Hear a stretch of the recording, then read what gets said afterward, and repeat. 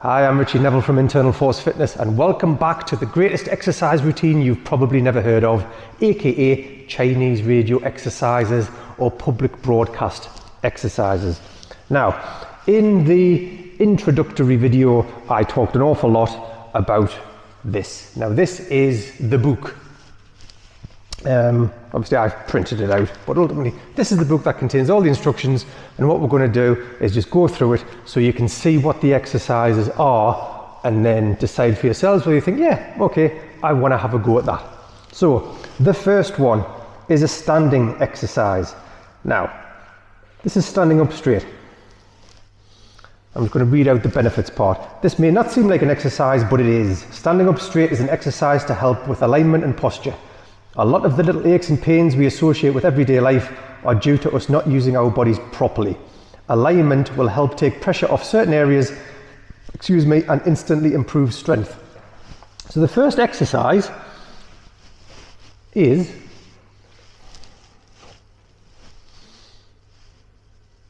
this.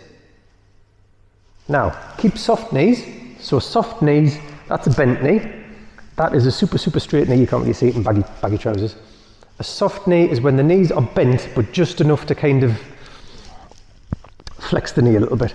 So we're just going to stand like that. And the reason for that is, more often than not, a phrase where I live is you look like you've been dropped from a great height. And being dropped from a great height probably looks like that. You're standing like that. It's like you've been squished. Now, so if I was to ask somebody who normally stands like that to stand up straight, chances are initially they wouldn't be able to do it, but eventually we might get them to stand like that. And you're actually activating an awful lot of muscles to get to that. And therefore, if when you get out of bed in the morning, this is the only exercise you do, and you stand like that for 30 seconds or something, that's not bad, that's a start. So standing exercise is just you standing, bringing the shoulders back. In the old-fashioned exercise manuals, they used to say, imagine you're wearing a shirt and push your neck back against the collar of the shirt. And that's a way to show that you're not doing that to get your head back like that. So that is exercise number one. I stretched that out to 2 pages. Exercise number 2 is, now, this is another one where I've written a lot about it, and you think, how can you write a lot about it? But when you get into it, when you take a deep dive into the mechanics of what I'm going to talk about, you can write a lot about it because there's a lot to learn. And what it is walking on the spot. So, we've raised our body up, and now what we're going to do, it's opposites, so it's going to be left arm and right leg.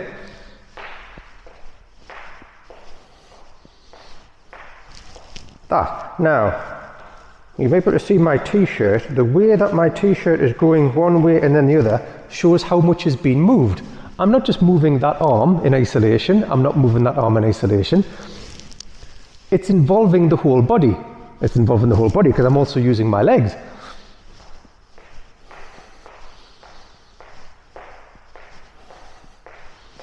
A lot of people think, I need to get fit, so they take up jogging. And by take up jogging, I mean they buy some expensive stuff and they go jogging, and then half an hour later, they need to be scraped off the side of the road.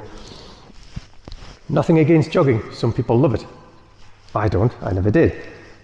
But, the way to start would be to walk on the spot. And maybe this is going to be enough for some people.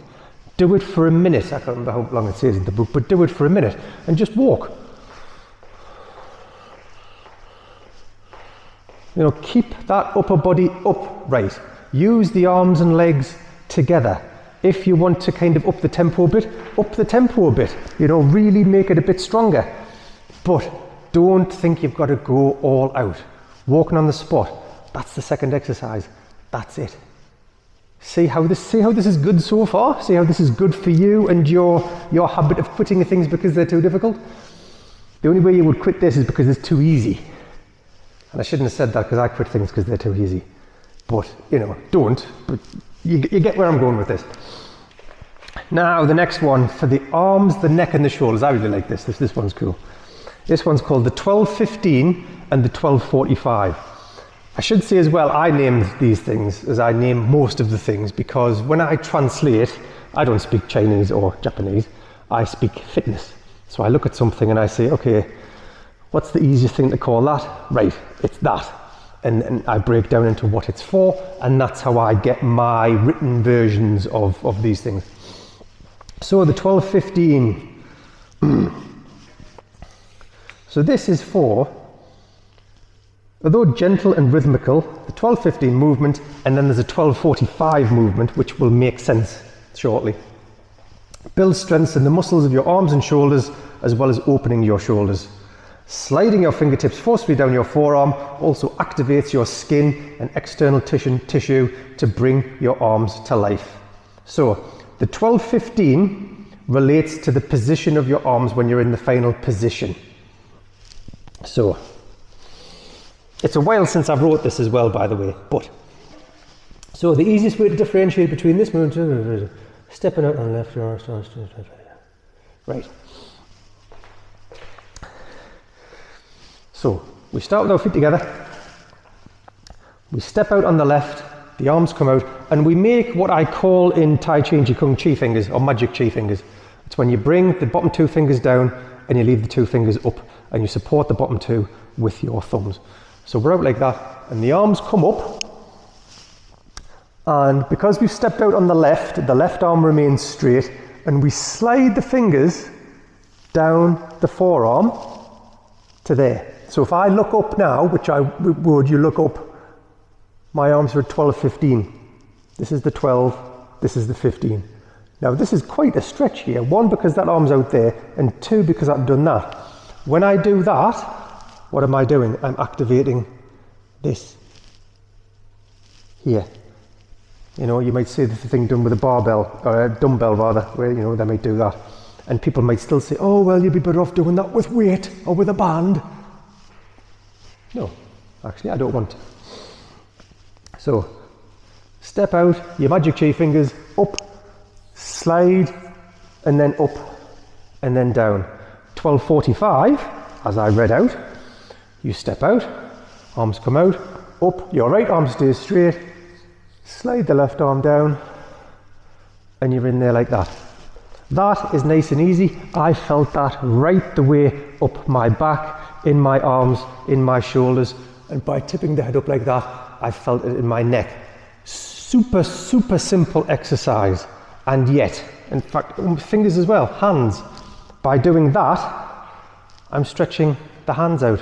I can already feel that coming up here.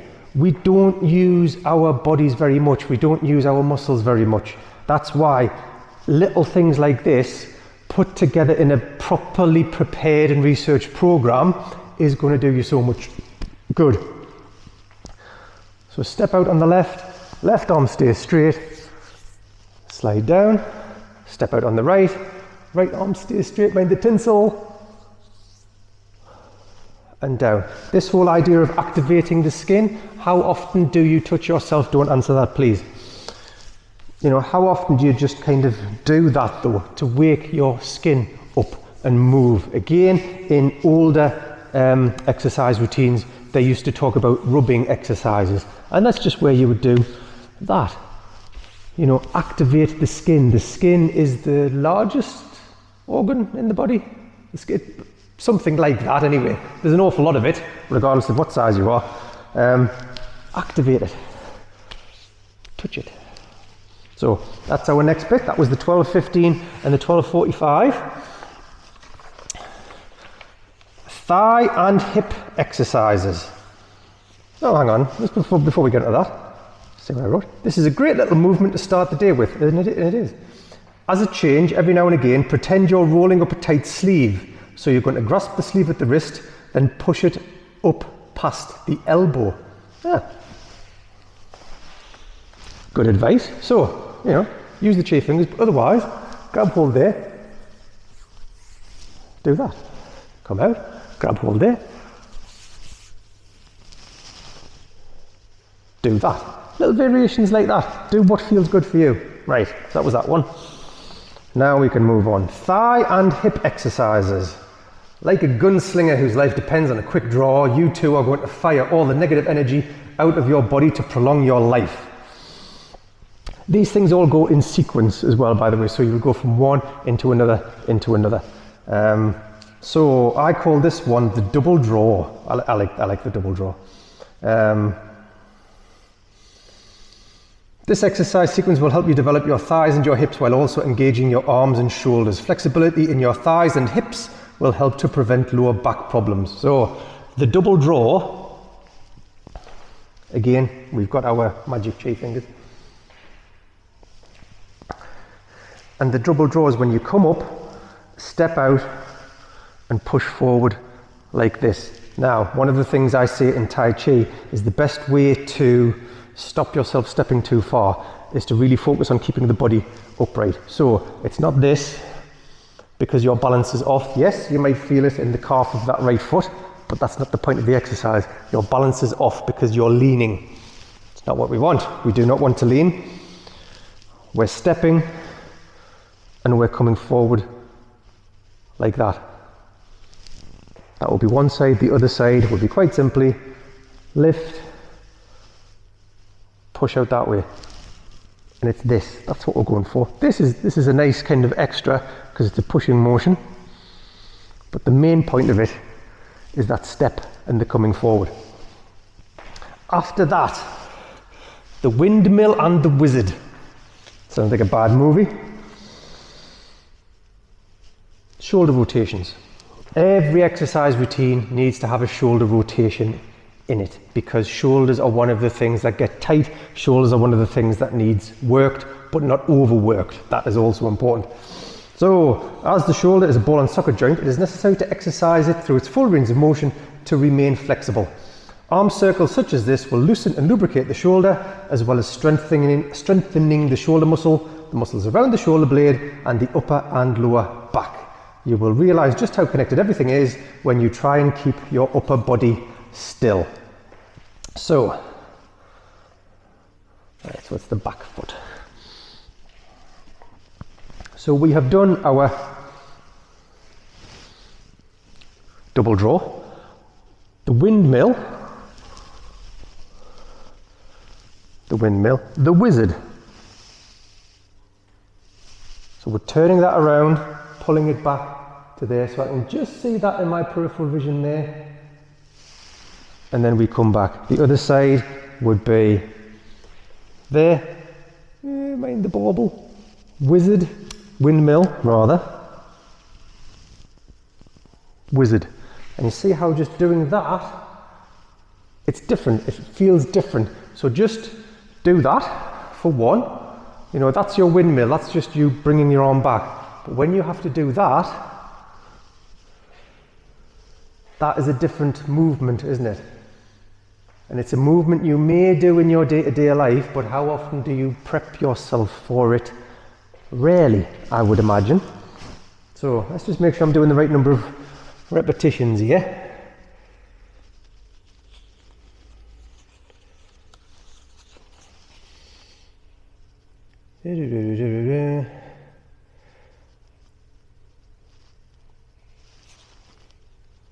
Yeah, it's a circle.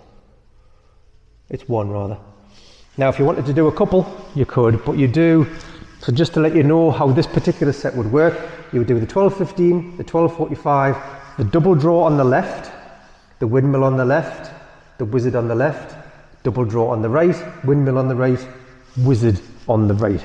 So let's see if I can remember that. Here's a little test for me. So 12:15,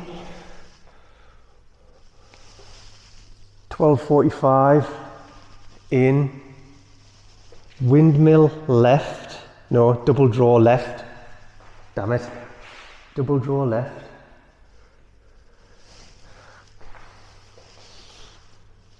and it would be windmill, wizard,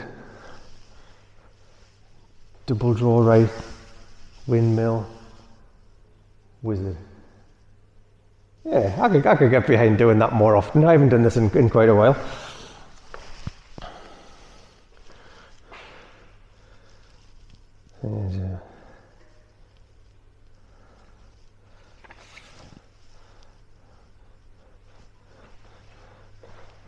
Sorry, I remember it being an absolute bugger at the time to proofread, so I'm just making sure I've actually done it right.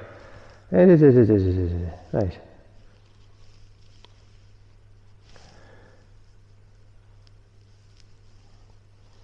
Leg out, arms in front, keep your left arm straight and make it big with your right arm. Yes, okay, that was right.